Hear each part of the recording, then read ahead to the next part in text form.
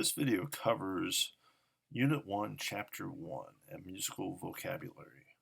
The Week 2 materials from Music 100, taught by Brett Evans at BTC. And how to get the most out of this chapter. Watch the video lecture, which you're doing now. Read the lecture slides and follow the hyperlink enclosed. Listen to the recordings from the lecture. Read Chapter 1 of Music for the Listener. Go through all the hyperlinks and listen to the Spotify playlist. Most importantly, I've got it in bold, write some notes. I encourage you to use a pen and a spiral notebook instead of word processing your notes. I just feel like you're going to get more out of it, retain more if you write it down. And that's the approach that's always helped me the most. And many of my colleagues also agree. So give it a shot. Write down some notes and see if it helps. If you want to take it a step further, write down your notes, and then later, as you're codifying things, type them up. So you've gone through them a couple of times. You've listened, you've read, you've typed, and then you've written down, and then you rewrite. So it's 4 steps. Next, this chapter, the big concepts. We're going to continue to ask, what is music and what does it mean? What does it mean to a variety of people? How do we define music? And the easiest definition of music is sound organized by humans. The chapter covers notation, a basic acoustics primer, talks about pitch and dynamics. And before you really run with this chapter, I want you to pause the video and go to this link, which I've also put on Blackboard, and watch this, listen to this piece of music by Charles Ives, written in 1908, titled The Unanswered Question. And just jot down some ideas of how it makes you feel, what you think of the piece, if you like it, you don't like it, if you find it peaceful or eerie. And Ives is asking that, the unanswered question. I'll just leave it to you on that. After that, watch a portion of Leonard Bernstein's lecture, The Unanswered Question. I recommend about 20 to 30 minutes of the hour lecture. And that is embedded in our chapter. Let me show you where it is now. So I'll show you where it is, and then I want you to go ahead and do it. So read this section here.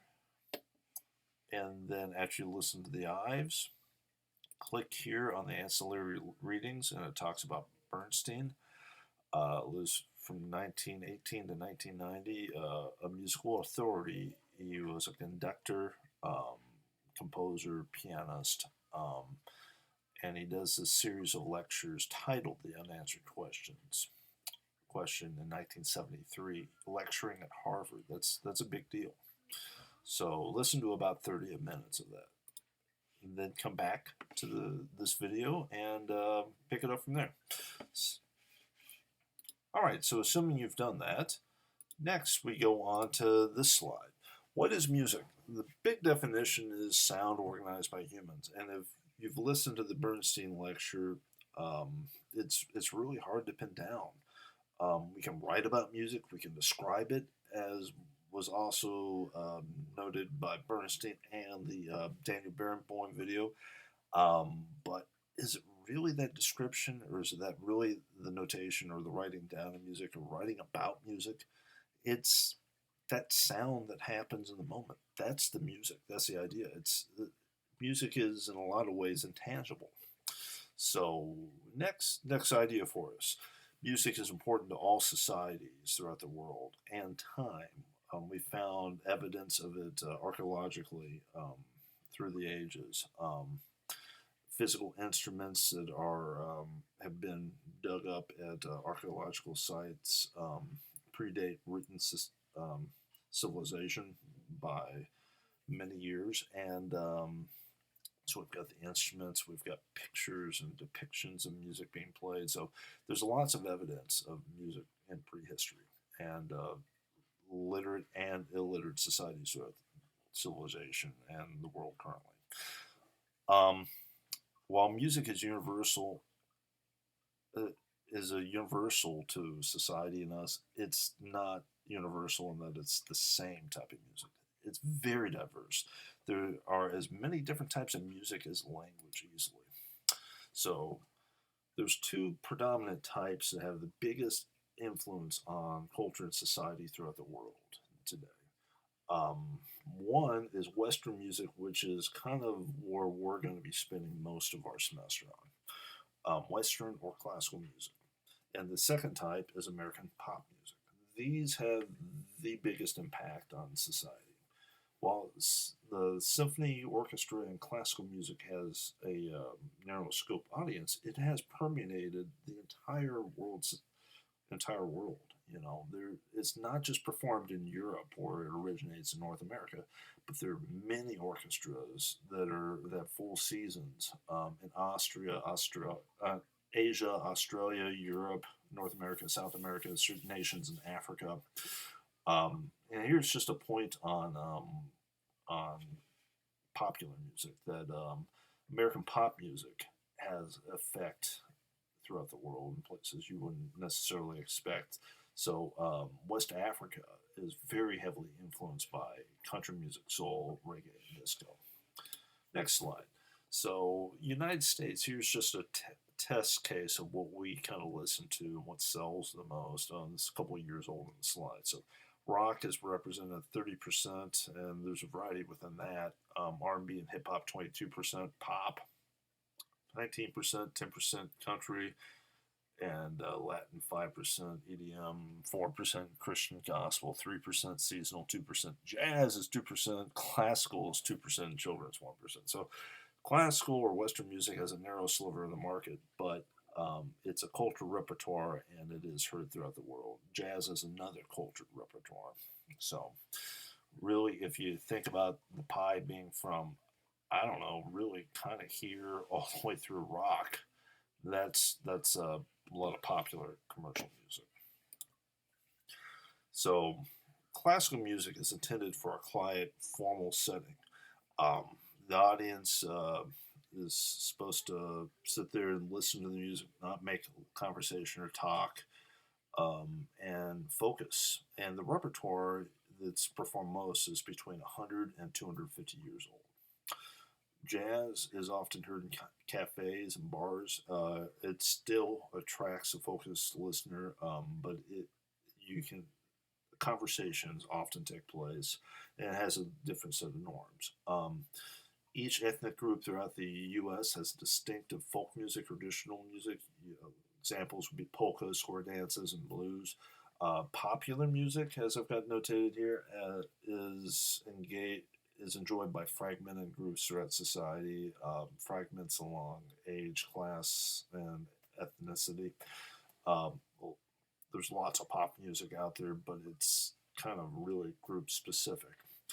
Um, Separation of classical traditional from popular music. Every culture throughout the world seems to work this way. That you'll have a popular music that is of now, and then a traditional classical music that's cultured and comes up and remains as well. Um, so music is a reflection of the society. You have to understand it within the cultural context. Um, and it relates specifically to the people that create it. Music functions different ways in different societies. So, yeah, I just like this slide. It's from a textbook at some point that I found. Um, Next, so here's a little bit on genres of music. Classical music is the sophisticated repertoire that's primarily performed by professional musicians. When we say classical music here in North America, we're usually talking about Western music, but there's other types. Jazz is a sophisticated classical music in a way. There's music of India, there's music of Japan, music of China that are cultured repertoires and stand the test of time that have been developed over time, written down, performed by professional musicians. These next two categories, traditional and folk music, are pretty similar. I'd never ask you to tell the difference between the two of them. But semantics aside, traditional music is music of non-literate societies, not written down, often performed by members of society. It's performed over a long period of time. Sorry for the stray marks here. Folk music is a further developed traditional music. Exists alongside the classical repertoire. Sometimes these are written down. So traditional music kind of goes way back before people write things down. That's what we mean by literate. Folk music is kind of a more developed version of traditional music. Finally, popular music is most often commercial, written for the purpose of making money, aimed at specific markets. Some can be urban, rural, teen, etc. Um, so, Western music, this is what we're going to focus on the course as far as what we listen to. Not to say that we won't listen to other examples. Why? Well, you need to be exposed to this classical repertoire as an educated individual. Um, and We're not even listening to that much of the Western music repertoire. It's just a way of paring things down. If it was everything and anything, it becomes a little bit confusing from a study standpoint. So that's why you have classes on Western music and a specific class on like rock and so forth at schools. For example, if you really dig this class and it fits your schedule, and you pass this class, we do have a sociology of rock and roll class offered at the 200 level that focuses on that repertoire and sociology. So that point aside, um, music changes over time. Traditions are in flux, and this is stuff I've already kind of covered. I need to edit down my slides a little bit, but here's this point. Our our world might have more than 5,000 languages. There's easily more than 5,000 types of music. So next, let me go to the chapter here and take you play by play through what's happening and what you need to cover. So this is really information here at the top. Now we're going to talk about notation. I have slides about that. You need to read this whole section on notation that goes along with my next set of slides. And then there's a basic of acoustics, and acoustics has to do about the science of sound moving, and some definitions. Then there's pitch, as it relates to acoustics, and dynamics, explanation of that. Timbre, looks like timbre, but it's pronounced timbre, it's a French word. Tempo, and then some important terms here at the bottom, and some information as well in the box. And then at the bottom, we've got listening examples of Western music that you need to take a listen to. All right, let me scoot back up here. Hopefully this isn't making anybody nauseous. Be sure as you go through, you're also reading the boxes. And if there's something to play, you play on the example.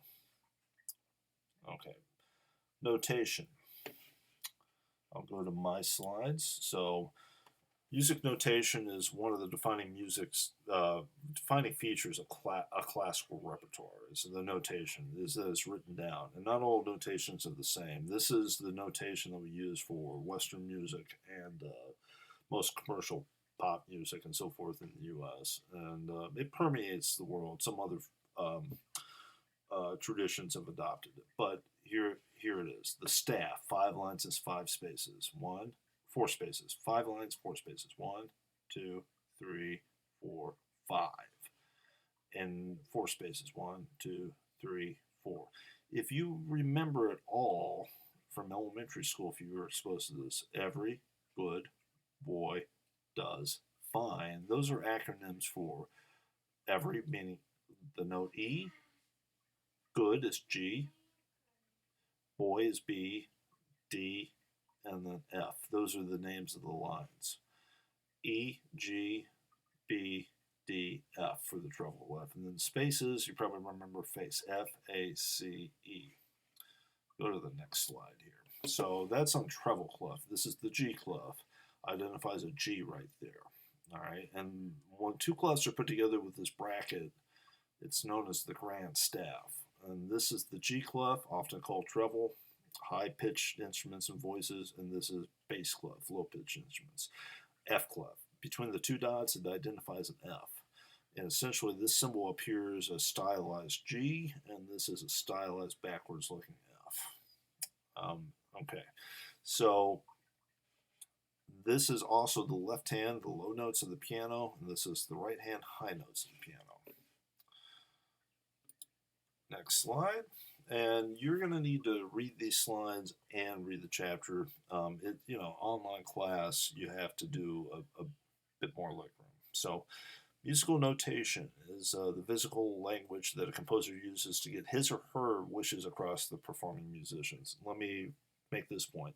It's not a perfect system. One person will interpret something differently than the next, okay? That's why we have so many recordings of Beethoven's Fifth Symphony, and they're all a little bit different, okay? Different orchestras, different conductors, different time periods, we're making different decisions. And the pieces of sheet music basically looks the same to the performers throughout the ages. So here's another term for you. Composer. This is the person who writes down or creates music for the performers to perform in live venues. Often that same person isn't also playing the music. It can happen, but sometimes the composer is a specialized field that the person writes the music and performers play the music. Computer performances are perhaps the most accurate to the composer's wishes, but they really lack that human element of intuition and interpretation. So that's why all those thousands of recordings of Beethoven 5 are probably superior to one that's inputted into a computer. Next, 3 basic building blocks of music. We've got rhythm, pitch, and timbre. Okay, so before I get too far along, notation. This talks about how it's developed over the years. Read this.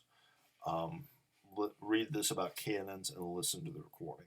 I'm not going to play it because it's just going to be distorted through this video. So you need to click on the chapter. The next part we cover are acoustics. I might have my slides a little bit out of order. I apologize for that. Let me talk to you about acoustics since that's what's in the chapter. So acoustics, this talks about the science of sound. Hear this sentence: for purposes, we need to learn that sound is compression or squeezing and refraction or expanding of a precious medium. And here is the picture of a sine wave, okay, of sound oscillating. We've got the compression up here, and then the refraction is the mirror image of it. And one complete wave is from here to here, or cycle of oscillation as it's known, here to here, where it goes up, hits the middle, goes down, and gets back to the middle. The speed of how fast it oscillates is also called frequency, and it's measured in cycles per second, known as CPS or hertz. They're basically the same thing. Okay, so how fast it moves is the hertz. The amplitude is how tall this wave is. If it's only this tall, or if it goes up here, or if it's only short here. Okay, so you can have amplitude and you can have also oscillation. Pitch is the musical term of how we perceive this frequency. If it's higher, we will perceive the notes as higher, or if it's lower, a lower frequency, we'll hear a lower note. So that's, if it's moving real fast, that is a high frequency or a high pitched note. So my voice here on the recording here is a low pitch, so my oscillations would be kind of slow if I'm recording. If I was to make my voice in falsetto up here and so forth, then you have faster oscillations, okay? A flute has faster oscillations of high-pitched instrument versus a low-pitched tuba. Okay, so musicians don't really think of terminology of speed of sound waves and so forth. When we're interpreting music, we think of letter names. There's the notes A, B, C, D, E, F, and G in the musical alphabet. And let me go back to the slides. And sorry, this is turning into a long video. So you have notes here on the pianos: A, B, C, D, E, F, and G. Whenever you get to the end of the alphabet, you start over with the next beginning of the alphabet: A, B, C, D, E, F, G, and it repeats over and over. Okay, and this is in relationship to the staff: really low notes below the bass clef to really high notes above here in the treble clef.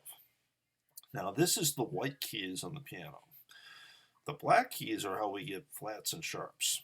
Okay, and if you go from white key to white key, sometimes there's not a black key in between of them.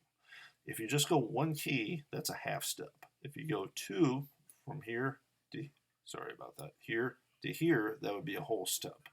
So whole steps and half steps are something musicians think about a lot. And again, 7 letters in the alphabet, and you get 12 unique pitches if you go from, say, C to C. This is this repeating pattern of 1, 2, 3, 4, 5, 6, 7, 8, 9, 10, 11, 12, and then it starts over. So if I approach it from the bottom up, I get a sharp, so C sharp. If I approach it from the below, D to lower, D flat. You see that they're two different names for the same key. This is what we call an enharmonic, okay? E-N and then H-A-R-M-O-N-I-C, enharmonic. So that's notation for high and low notes, and as it relates to pitch. Okay, that's discussion of pitch. Now next is duration. So how long something lasts. This is the note tree, and this is the rest tree. Sound is always notated in terms of, we write down how long something lasts, whether it's a moment of sound, notes, or a moment of silence, rests. And everything is always accounted for. Up here is a whole note, whole rest. They're equal in duration. Half and then half rest. Quarter note, quarter rest. Eighth note, eighth rest. 16th note, 16th rest. And you see that 2 halves go into a whole. 2 quarters go into a half, okay? Or 4 quarters go into a whole, and so forth. And it works the same way on rest. The other part of rhythm, of notes happening, how long they the duration is tempo. So if we have a note that lasts for 4 beats, 1, 2, 3, 4, it's that length. It's a chunk of 4. Okay, if we have, for example, something where we still want it to be a chunk of 4, but we want it to move faster, I would change this click from this slower speed, this andante walking speed, to maybe an allegro. 1, 2, 3, 4, 1, 2, 3, 4. The duration of 4 is quicker. That's tempo. So there's allegro. Here's andante. That walking slower speed. And in beginning choir, band, and orchestra, kids often have to learn these 3 speeds: allegro, moderato, and andante. I want you to learn those. Allegro means fast, moderato is moderate, and andante, it says walking speed, let's say slow. And I'll have that defined for you a little bit clearer on some later information. So tempo relates to speed, and these are all different tempo speeds that musicians deal with. The language that the terms come from is Italian, and that goes back to the Italian Renaissance. And it's during the Renaissance that a lot of this notation develops. So, why Italy? Well, that's where the money was. Follow the money. Okay, dynamics. This is how loud or how soft. So I talked about amplitude. If I go back to our sine wave graph here, so speed is pitch. That's hertz. So amplitude is how tall it goes. So it'll still be moving at the same speed, but the wave might be a little down here if it's soft, or it's the same length from here. Say it's from here to here. If it's soft, it's only going to hump here to here. it's going to be much shorter. If it's medium, it might be there. If it's really loud, the same hump is going to go really high and really low. Okay? So this is what we term as dynamics. And there it is. There's the volume stuff. And here are dynamic markings.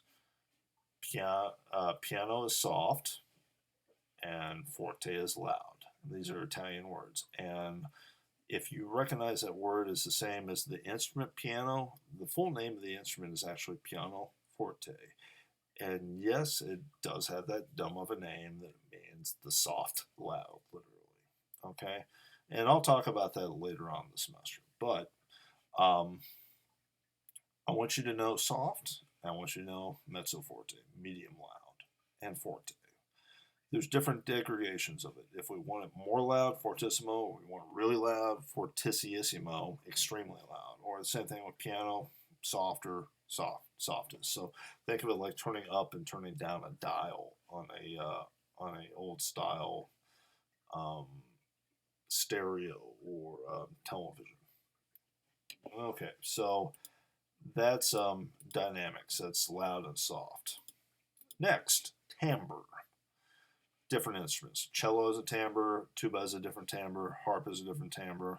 Each individual human voice has a timbre. Okay, like my timbre is very different from that of yours. You know, a male timbre versus a female timbre. If you've been listening to politicians debate, they have different timbres in their voice. So it's tone quality or sound, unique sound that belongs to that instrument. Okay, that's timbre. Okay, so this is one of the more important chapters and one of the more important concepts throughout this semester. I want you to start learning some of these terms. They're in Italian, and they can be applied to any form of music. So make sure there's nothing I missed. Check out this stuff about intervals, octaves. Okay, listen to this, where you hear a bunch of different C's, low ones to high ones. They're all the same pitch, but they're operating in different octaves. Okay, terminology and an explanation of tempo with a recording you should listen to. And then check out these. These are all classical music from different periods, but very different. And finally, what to do next. If you have not already done so, read the chapter. Listen to the playlist. Go through the lecture slides, take notes, and do your discussion questions.